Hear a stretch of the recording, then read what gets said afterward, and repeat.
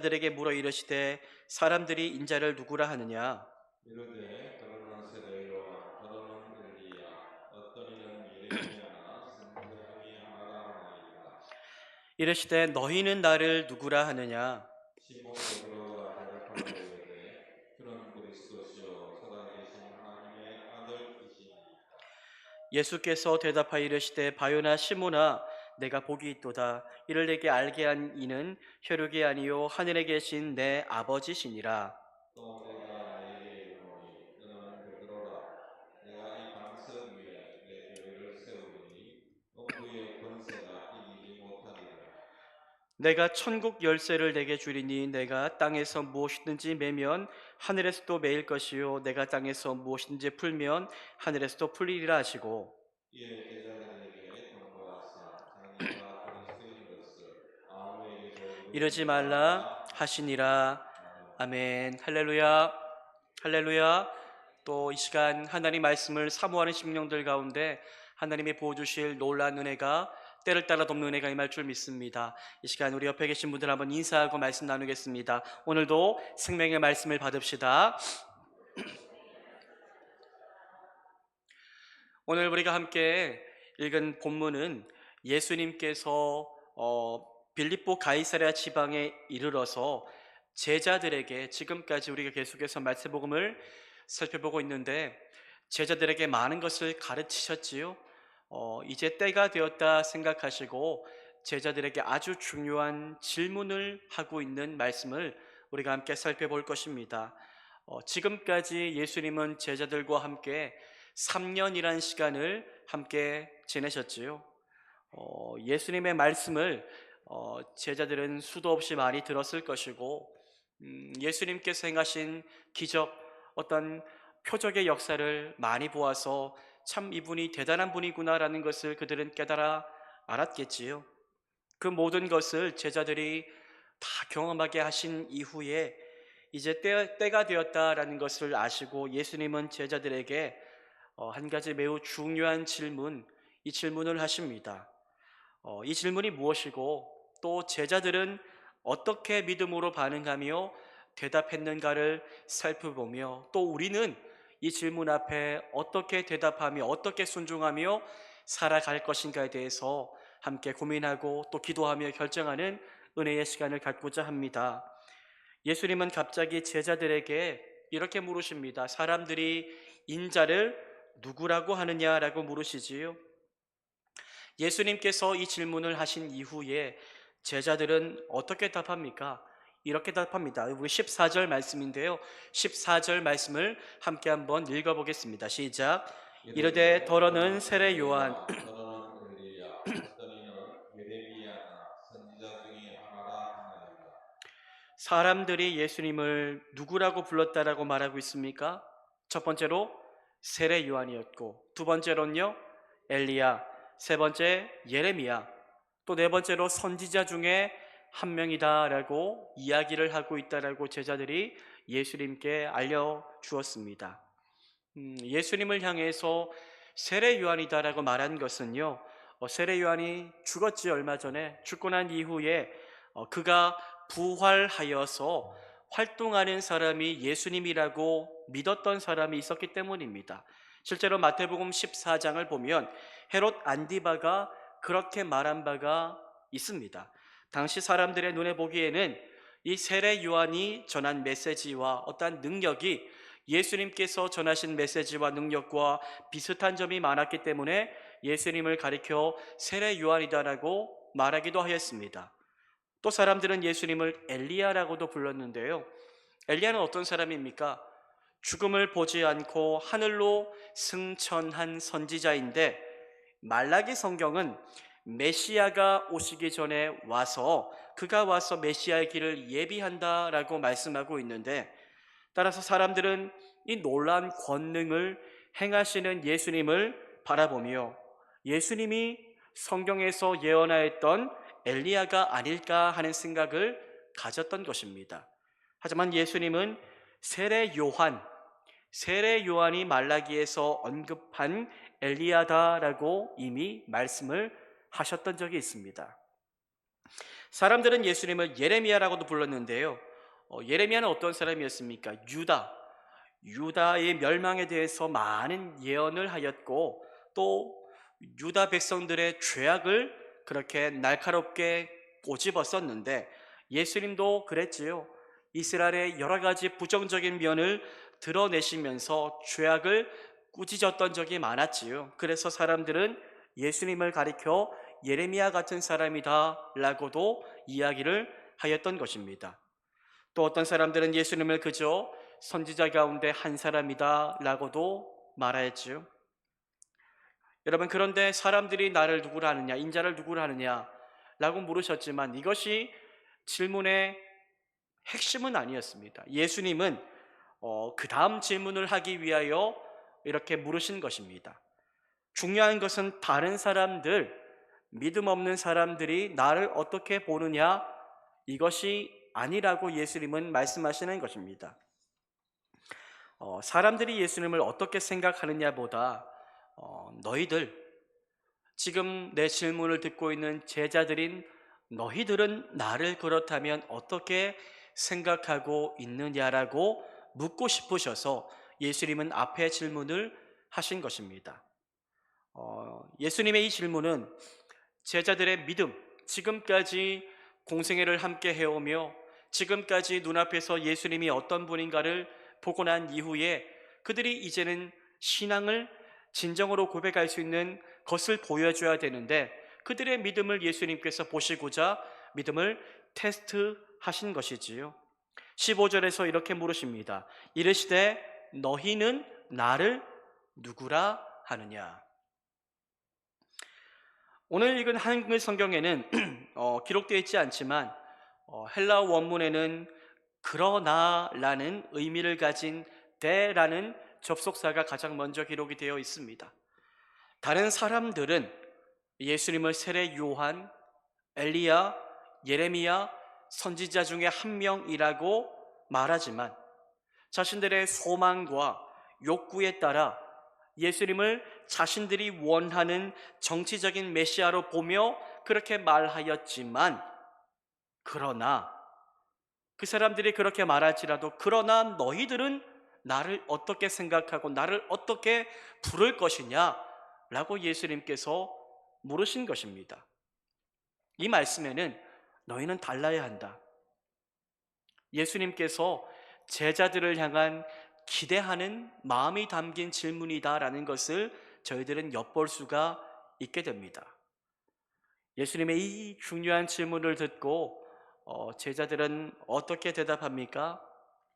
그때 베드로가 제자들을 대표해서, 다른 성경을 보면 같은 마음이었다라고 말씀하고 있는데, 베드로가 제자들을 대표해서 이렇게 말로 고백을 합니다. 참 유명한 말씀 구절이지요. 우리 마태복음 16장 16절 말씀을 함께 한번 읽어보겠습니다. 읽겠습니다. 시작.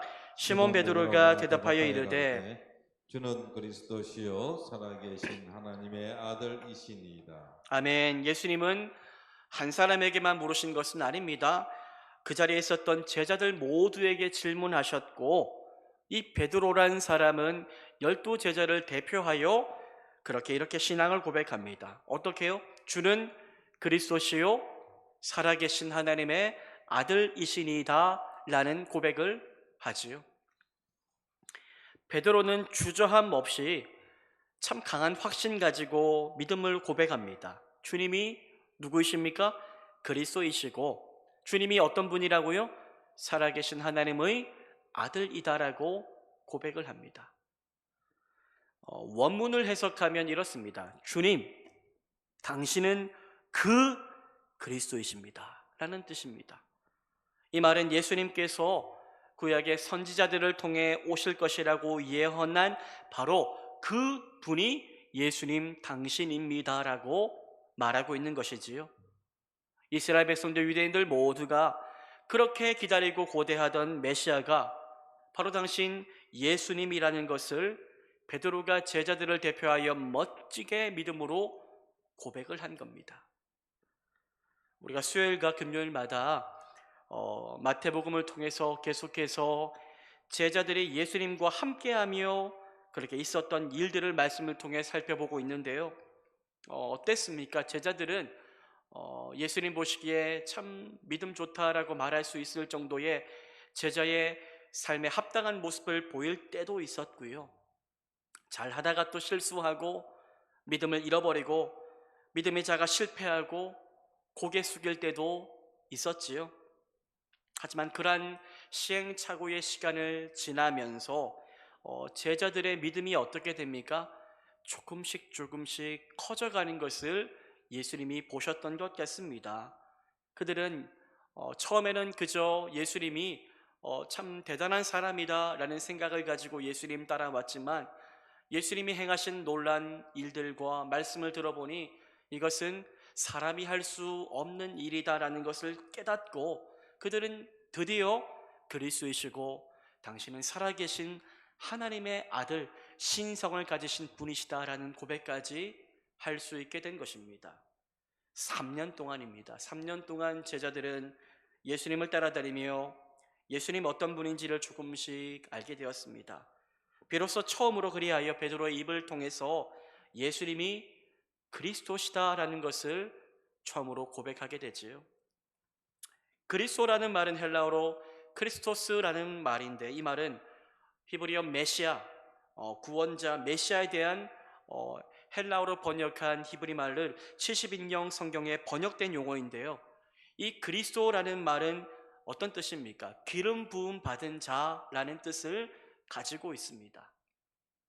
이 말은 예수님께서 누가요? 하나님께서 기름 부어 세우신 분이다라는 의미이지요. 구약에서 여러분들 기름 부음은 누가 받을 수 있습니까? 왕과 제사장과 선지자를 세울 때에 시행되었던 것이었는데 하나님은 예수님을 왕 그리고 제사장 선지자의 역할을 감당하기 위하여 기름을 부어주셨고 그 모든 것들을 직들을 감당할 만한 모든 권세와 지위와 능력을 허락하여 주신 것입니다.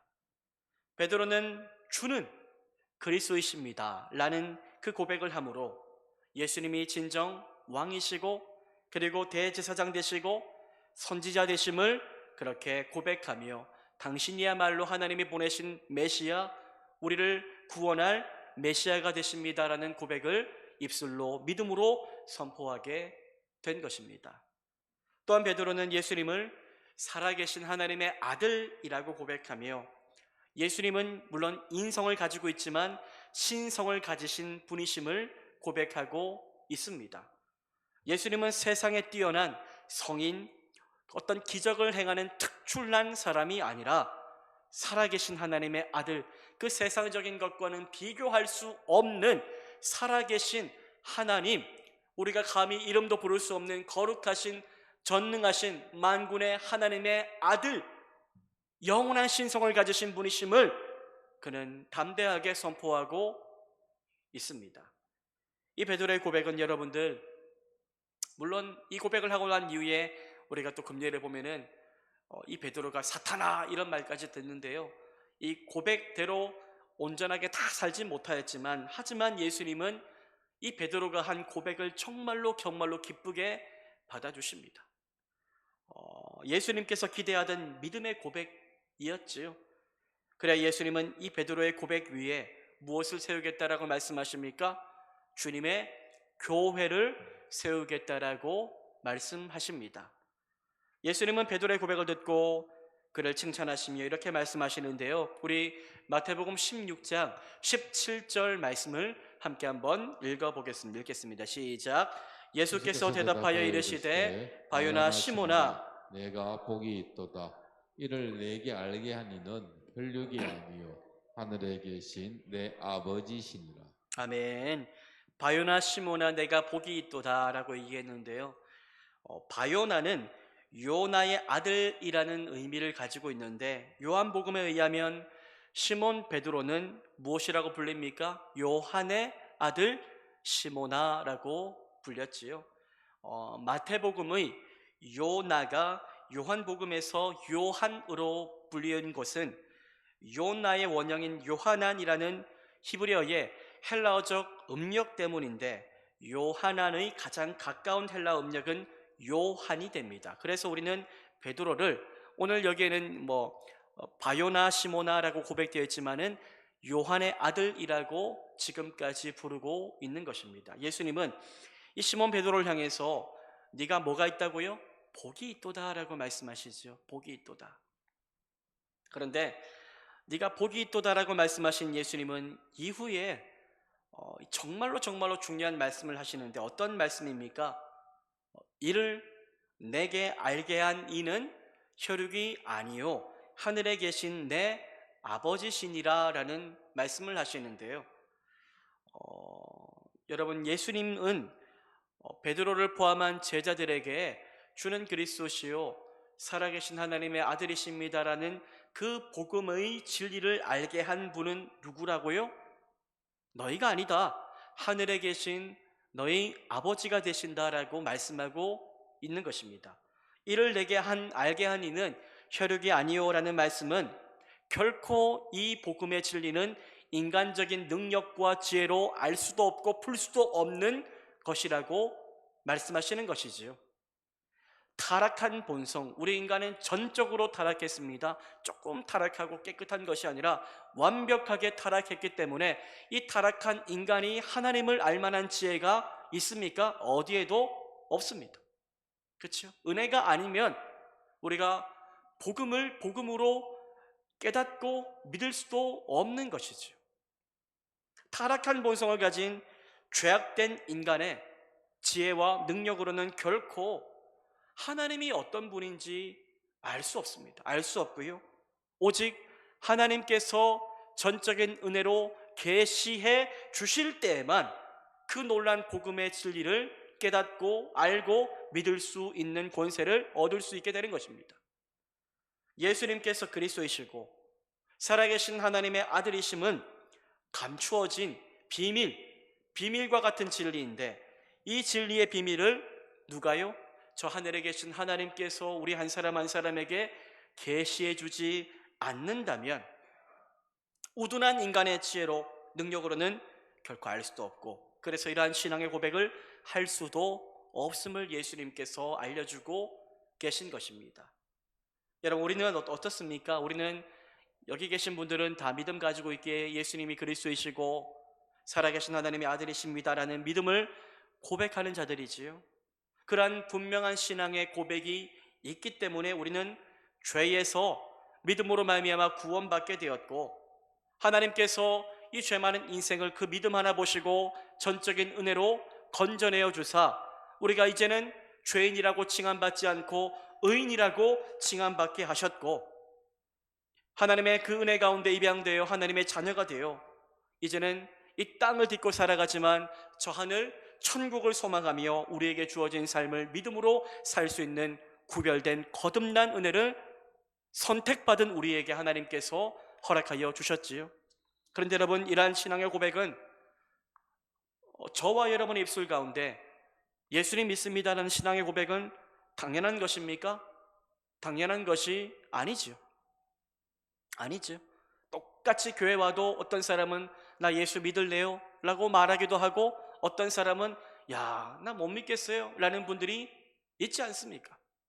이전에 교회에서 실컷 세례교육 다 했더니 마지막에 못 믿겠대요. 내가 죄인이라는 게 도무지 인정이 안 돼요. 다음에 받으세요. 믿음 생기면. 이렇게 돌아보냈습니다. 이분에게 은혜가 임하지 않으니 입술로 고백이 안 된다라고 이야기하는 겁니다. 여러분, 우리가 신앙을 고백할 수 있는 것은 당연한 것이 아니라 주님의 은혜임을 기억하시기를 바랍니다. 주님의 은혜가 우리 삶에 임하지 않았다면 우리도 오늘 본문에 나오는 사람들처럼 예수님이 누구야? 성인 군자 아니야? 예레미야 아니야? 엘리야 아니야? 세례 요한 아니야? 라고 말할 수밖에 없는 믿음 없는 사람이 될 수 있음을 우리는 기억하며 내게 하나님을 예수님을 하나님의 아들로 볼 수 있고 그분을 나의 구원자로 믿을 수 있는 지혜와 능력 주셔서 감사합니다라고 고백하며 나아가는 우리의 삶이 되기를 축복합니다. 여러분, 이것을 누가 알게 하셨습니까? 하늘에 계신 우리 아버지십니다. 하나님은 수많은 사람들 가운데 성경은 여러분들 모든 사람 만민이 다 구원받는다라고 말씀하고 있지 않습니다. 우리는 인간적으로, 인본적으로 사랑의 하나님이 어떻게 그럴 수 있냐라고 말하지만 그건 주인 되신 하나님의 전적인 주권이지요. 우리가 말할 수 있는 자격이 없습니다. 하나님이 행하시면 그것이 옳은 것임을 우리는 믿어야 하는 것입니다. 하나님은 수많은 사람들 가운데 특별히 저와 여러분을 선택하셔서 성령을 통하여 예수 그리스도를 구주라고 고백할 수 있는 믿음을 주셨고, 그리하여 우리가 하나님의 자녀라 칭함받는 은혜를 허락하여 주셨습니다. 이 모든 것은 내가 한 것이 아닙니다. 내가 한 것 하나도 없습니다. 하나님이 90% 내가 10% 아닙니다. 우리는 전적으로 타락하였기 때문에 내가 할 수 있는 것은 1%도 없습니다. 전적인 하나님의 은혜의 선물인 것입니다. 에베소서 2장 8절 말씀을 함께 한번 우리 읽어보겠습니다. 2장 8절 말씀입니다. 함께 읽겠습니다. 시작. 너희는 그 은혜에 의하여 믿음으로 말미암아 구원을 받았으니 이것은 너희에게서 난 것이 아니요 하나님의 선물이라. 아멘. 다시 한번 읽을까요? 시작. 너희는 그 은혜에 의하여 믿음으로 말미암아 구원을 받았으니 이것은 너희에게서 난 것이 아니요 하나님의 선물이라. 아멘. 믿음은 여러분들 어디에서 난 것입니까? 행위에서 난 것 아닙니다. 믿음은 우리의 능력, 지혜, 부함으로 인해서 얻어지게 된 것 아닙니다. 믿음은 전적인 하나님의 은혜로 말미암아 구원받게 된 것입니다. 그렇죠? 제가 조금 전 설교하기 전에 20 몇 년 만에 고등학교 친구랑 한번 통화를 했어요. 이 친구가 저랑 다르게 공부를 잘해가지고 서울대 법대를 가서 지금 변호사로 그렇게 일을 하고 있는데, 이 친구에게 뭔가 도움을 제가 요청할 게 있어서 연락을 했는데, 고등학교 때 친구는 오랜만에 통화를 해도 여전하더라고요. 처음에 높임말 하다가 반말해도 되겠나 해가지고 서로 이야기하면서 야 너 명지촌에 살지 않았냐 막 이런 이야기 저런 이야기 했는데, 넌 지금 뭐하냐 하길래 난 지금 목사다 라고 얘기하니까 깜짝 놀라더라고요, 이 친구가. 그때 제가 고1 때 교회 안 다닐 때였는데 누구 친구 따라 교회 가서 내가 이렇게 예수를 믿고 지금 이렇게 하나님의 말씀을 전하며 살게 됐다 이야기하니까 그 친구도 놀라고 저도 놀라고 막 그런 이야기를 했어요. 어떻게 해서 예수 믿게 되었어? 묻는데 그저 은혜밖에 없다라는 고백밖에 할 수 없더라고요. 이상하게 믿어지게 되고 이상하게 내 마음속에 성령의 은혜가 임하고 따뜻함이 임하고 교회가 좋고 예수님이 좋고 그런 이야기를 나누는데, 참 전하면서 내가 참 은혜를 받은 사람이구나 라는 것을 하나님께서 깨닫게 하시더라고요. 기도에 응답이 없고 삶에 고난이 많지만 그래도 이 고난을 은혜로 통과할 수 있고, 기도에 응답이 없고 수많은 어려움들이 정말로 내 삶에 있을지라도 하지만 이 어려움의 때를 믿음으로 통과할 수 있는 은혜를 주신 하나님 감사합니다 라는 고백을 하나님께서 하게 하시더라고요. 사랑하는 여러분, 우리에게 성령을 통해 믿음 주신 것에 감사하십시오. 부모가 예수 믿어서 내가 믿음 가진 거 아닙니다. 부모가 예수 믿어도 예수 안 믿을 수 있고요. 그렇죠? 수많은 사람들이 다 예수 믿어도 나만은 안 믿을 수 있는데, 하지만 우리에게 성령님이 특별히 선택하셨기에 믿음을 주셨고 예수를 그리스도이시고 살아계신 하나님의 아들이라고 고백할 수 있는 권세를 주셨다는 사실을 기억하며 이 사실 앞에 여러분들 기뻐하며 감사할 수 있기를 주님의 이름으로 축복합니다. 여러분들, 오늘 베드로가 뛰어난 신앙 고백을 했습니다. 하지만 이 고백으로 인하여 베드로가 높아지고 베드로가 믿음을 자랑할 이유는 하나도 없었지요. 예수님은 누구든지 자기 자신을 자랑하지 못하게 하기 위해서 믿음을 어떻게 해요? 전적인 은혜로, 하나님의 은혜로 베드로와 제자들에게 또 오늘을 살아가는 우리에게 허락하여 주셨습니다. 이러한 신앙을 고백할 수 있는 믿음을 주신 하나님 앞에 늘 감사하며 살아갑시다. 아직도 수많은 사람들이 복음을 들어도 들리지도 않고 깨달아지지도 않고 믿지도 못하고 때로는 배척하고 이렇게 멸망의 길로 걸어가는데 우리에게 찾아오셔서 성령의 은혜로 내 마음을 열어주사 예수를 구주로 모실 수 있는 은혜의 마음 허락해 주심에 감사하기를 축복합니다. 예수님은 베드로를 이렇게 높이고 베드로를 자랑하지는 않으십니다. 하나님의 은혜로 신앙을 고백한 베드로의 고백을 기뻐하시며 네가 복이 있도다라고 말씀하신 이후에 그 고백 위에 주님의 교회, 내 교회를 세우겠다라고 말씀하십니다. 우리 18절 말씀인데요, 18절 말씀을 함께 한번 우리 읽어보기를 원합니다. 읽겠습니다. 시작. 또 내가 내게 이르노니 너는 베드로라 내가 이 반석 위에 내 교회를 세우리니 음부의 권세가 이기지 못하리라. 아멘. 예수님은 베드로가 예수님의 기대에 부합하는 신앙의 고백을 하자 드디어 이제 때가 되었음을 아시고 그 신앙의 고백 위에, 반석과 같은 신앙의 고백 위에 내가 내 교회를 세우겠다고 말씀하십니다. 가톨릭 교회 천주교는 이 본문을 대할 때에 베드로에게 집중하지요. 베드로, 너는 베드로라 내가 이 반석 위에 내 교회를 세우리니 라는 말씀에 집중하여 베드로가 참 귀한 신앙 고백하였고 베드로는 달랐고 그러한 베드로의 믿음과 그의 인격 위에 교회가 세워졌고 이 베드로의 법적 후계자인 교황이 교회의 지배권을 갖는 것으로 주장하지요. 하지만 이것은 단순히 이 본문만을 보고 확대 해석한 것이고 성경은 전체로 봐야 되는데 성경 전체로 본다면 이 베드로에게 교회의 지배권을 준다는 것은 어불성설이지요. 여러분, 교회 머리는 누구이십니까? 예수 그리스도가 되십니다. 또 오늘 본문은 베드로만의 고백이 아닙니다. 여러분들, 베드로와 함께 그 자리에 있었던 모든 제자들의 공통적인 신앙 고백이지요. 그렇게 베드로가 어떤 특정한 사람이 높임받고 머리가 될 근거는 어디에도 찾아볼 수가 없는 것입니다.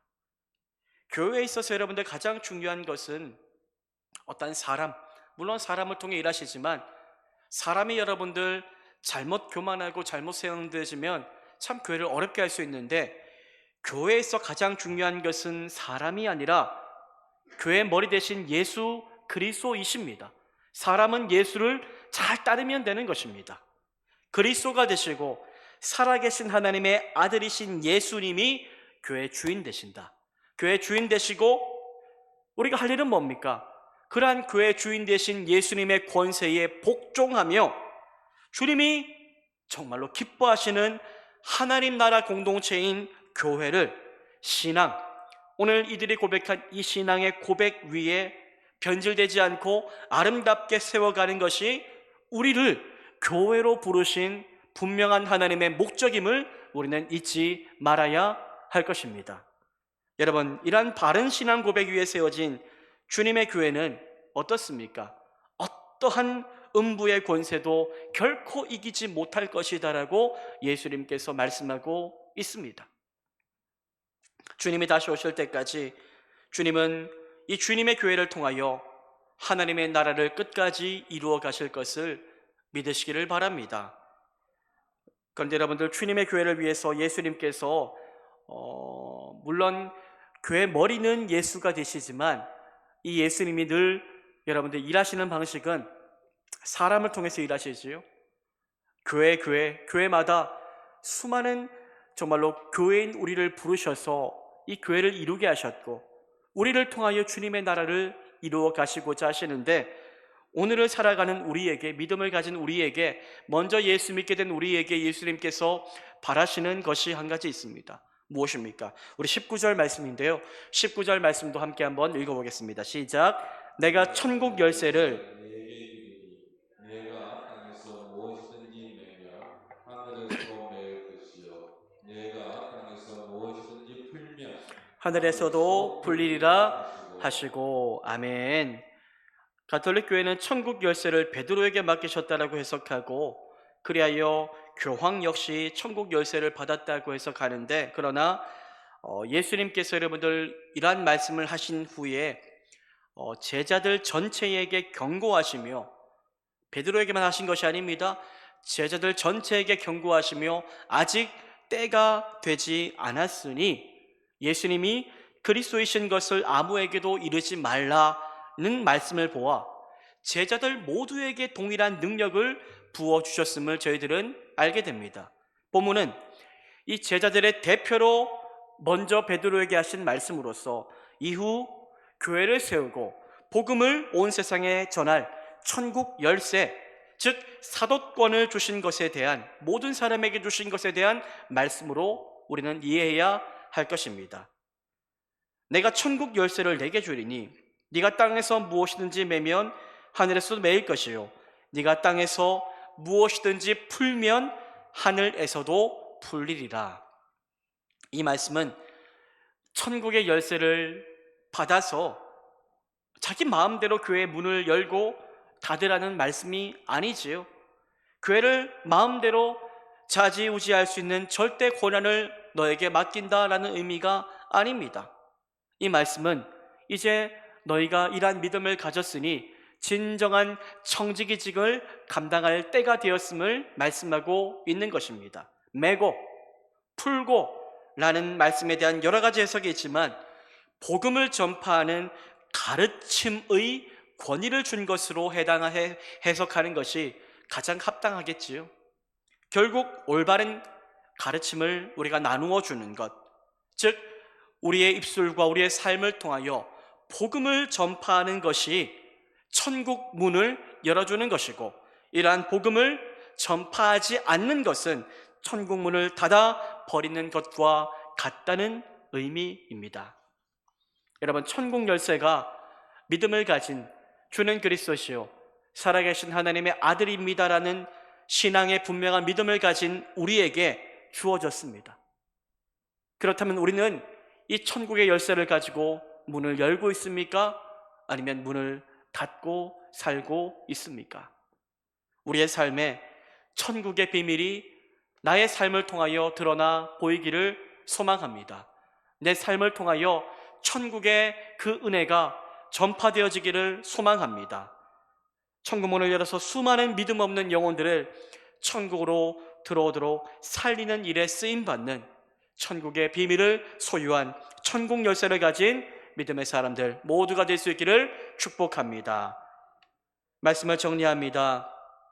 우리에게 참 감사한 것이 있다면 다 할 수 있는 것 아닙니다.